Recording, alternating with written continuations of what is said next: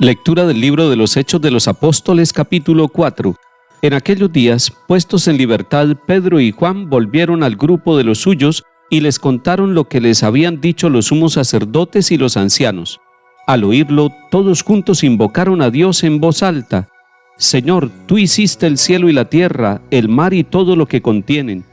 Tú inspiraste a tu siervo, nuestro padre David, para que dijera: ¿por qué se amotinan las naciones y los pueblos planean un fracaso? Se alían los reyes de la tierra, los príncipes conspiran contra el Señor y contra su Mesías. Así fue, en esta ciudad se aliaron Herodes y Poncio Pilato con los gentiles y el pueblo de Israel contra tu santo siervo Jesús, tu ungido, para realizar cuanto tu poder y tu voluntad habían determinado.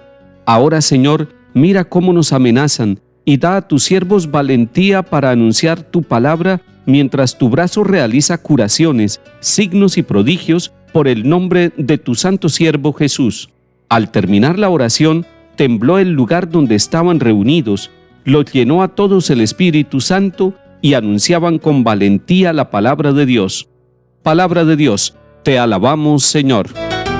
Estamos empezando la segunda semana de Pascua, y en esta segunda semana de Pascua continuamos la lectura del libro de los Hechos de los Apóstoles. Es un libro que nos cae bien a todos nosotros, los bautizados, para que lo leamos en este tiempo de la Pascua, para que nos demos cuenta cómo la palabra de Dios va narrando lo que fue el comienzo de la iglesia, cómo los primeros apóstoles, Pedro, Juan y los demás apóstoles, empezaron a predicar la palabra de Dios, asumiendo las consecuencias que tiene este anuncio de la buena nueva de Cristo resucitado de entre los muertos. Veíamos el sábado pasado en este capítulo 4 que después de amenazar a Juan y a Pedro, los soltaron las autoridades, pero les prohibieron terminantemente que siguieran predicando a ese tal Jesús. Sin embargo, ellos mismos, cuando fueron liberados, les dijeron: juzguen ustedes si es correcto que les hagamos caso a ustedes y que callemos lo que hemos visto y oído. Y ellos mismos decían: nosotros no podemos callar lo que hemos visto y oído. Lo que ellos han visto y oído es el mensaje de la salvación, es la persona del Señor Jesús. Ellos han acompañado al Maestro, lo han reconocido, se han demorado, como muchos, se han demorado en conocer que es Jesús el Mesías, pero ellos han ido recibiendo el primer anuncio del reino, se han dado cuenta del mensaje que el Señor les está dando a ellos y a toda la humanidad. Los apóstoles han sido los primeros en escuchar este mensaje de salvación. Ellos han conocido al que nació de las entrañas de la Virgen María. Ellos lo han acompañado, han tenido esa alegría de escuchar de viva voz el Evangelio de los mismos labios de Jesús el Señor. Seguramente ahora, después de la resurrección, cuando lo están entendiendo todo, porque Pascua es tiempo para entender desde la resurrección todo el sufrimiento, todo el dolor, toda la negación, toda la cruz y el aparente fracaso de la misión del Señor Jesús. Ahora ellos están redescubriendo su historia, su pasado, su vida. La Pascua, la resurrección de Cristo, nos permite a nosotros también redescubrirnos como personas, redescubrir nuestro pasado, nuestra fe. Pedro y Juan van donde sus compañeros para anunciarles lo que ha sucedido y la experiencia que han vivido con los sumos sacerdotes, los ancianos y las autoridades de Jerusalén. Al oírlo, todos juntos invocan el nombre de Dios en voz alta, es decir, toda la comunidad se pone a orar. Y aquí hay un primer elemento muy interesante, y es que la fe se vive en comunidad, y la primera comunidad de fe es la propia familia, pero también esas pequeñas comunidades católicas que nosotros tenemos en nuestros corregimientos, en nuestros barrios, en nuestras veredas, en el campo y en la ciudad. Esas pequeñas comunidades son comunidades de fe en Jesucristo resucitado, y es en nombre del Señor que nos reunimos para vivir ese camino de fe. Pero hay distintas comunidades nuevas también, que son los movimientos apostólicos, esos distintos movimientos apostólicos reconocidos por la Iglesia Católica en todo el mundo, permiten a los bautizados vivir su fe en pequeñas comunidades. Es que la fe católica no es para solitarios, la fe católica es para vivir la santidad comunitaria, para que nos ayudemos unos a otros. Y encontramos aquí en Hechos de los Apóstoles que empiezan a orar todos juntos, y cuando oran están pidiéndole al Señor que les dé valentía para ellos poder anunciar la palabra de Dios y que los acompañen los signos y prodigios que son manifestación del brazo de Dios obrando en ellos. Esa valentía que ellos piden para anunciar la palabra de Dios debemos pedirla nosotros también. Un papá o una mamá deben pedir la valentía para hablarle a sus hijos en el nombre del Señor, para anunciar y para vivir la palabra de Dios. Se necesita valentía. Hoy, cuando hay tanta oposición a que nosotros asumamos los valores del Evangelio, se necesita valentía para que un joven, delante de sus compañeros, pueda vivir según la palabra de Dios. Se necesita valentía para que los casados puedan vivir lo que el Señor les manda en la fidelidad del matrimonio y en las responsabilidades de la vida familiar. Se necesita valentía para llevar los valores de la palabra de Dios y del Evangelio al mundo de la economía, de la política, para quitar todo aquello que no es el camino de Dios y que no son los valores del Evangelio. Termina diciendo este capítulo 4 de los Hechos de los Apóstoles que a todos los llenó el Espíritu Santo y que anunciaban con valentía la palabra de Dios. Salmo 2. ¿Por qué se amotinan las naciones y los pueblos planean un fracaso? Se alían los reyes de la tierra, los príncipes conspiran contra el Señor y contra su Mesías. Rompamos sus coyundas, sacudamos su yugo. El que habita en el cielo sonríe, el Señor se burla de ellos, luego les habla con ira, los espanta con su cólera. Yo mismo he establecido a mi rey en Sión, mi monte santo.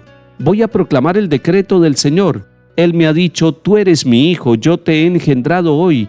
Pídemelo, te daré en herencia a las naciones, en posesión los confines de la tierra. Lo gobernarás con cetro de hierro, los quebrarás como jarro de loza. Lectura del Santo Evangelio según San Juan, capítulo 3. Había un fariseo llamado Nicodemo, jefe judío. Este fue a ver a Jesús de noche y le dijo: Rabí, sabemos que has venido de parte de Dios como maestro, porque nadie puede hacer los signos que tú haces si Dios no está con él.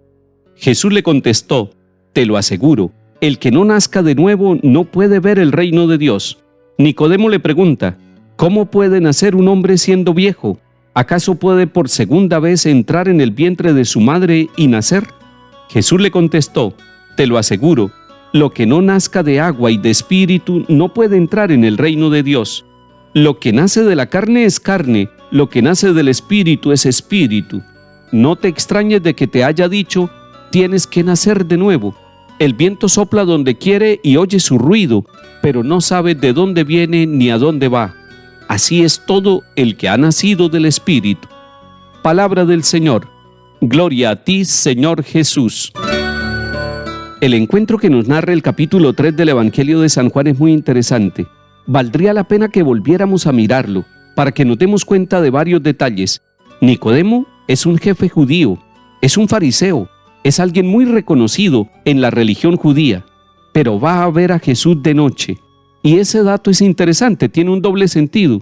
No solamente va de noche, es decir, en horas nocturnas, sino que va de noche, va con la oscuridad, con la noche que él va llevando en su vida. Pero nosotros también tenemos una noche, una oscuridad, unas tinieblas en nuestra vida, y es necesario que nos encontremos con Jesús el Señor con toda sinceridad, como lo hizo este hombre llamado Nicodemo.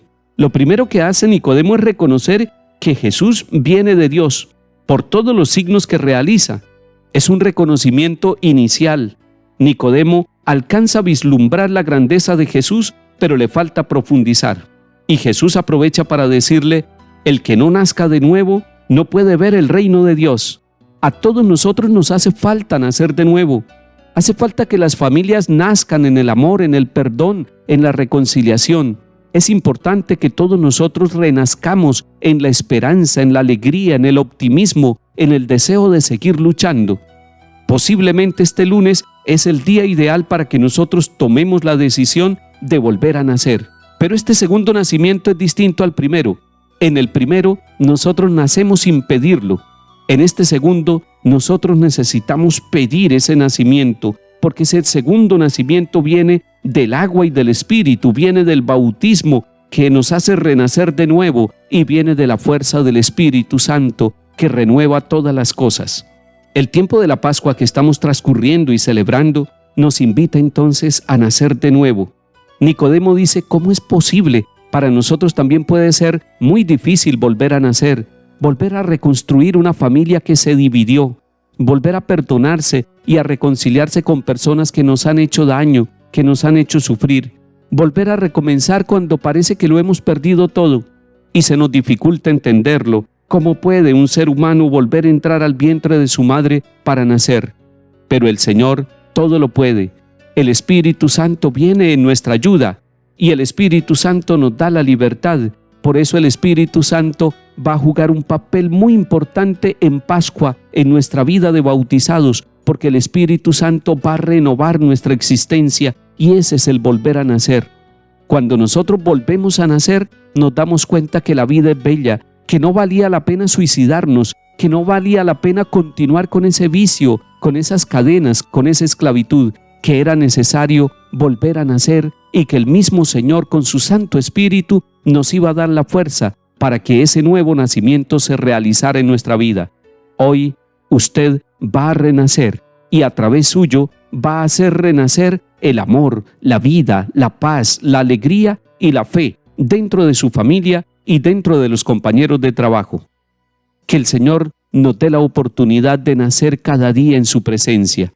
En el nombre del Padre, y del Hijo, y del Espíritu Santo. Amén.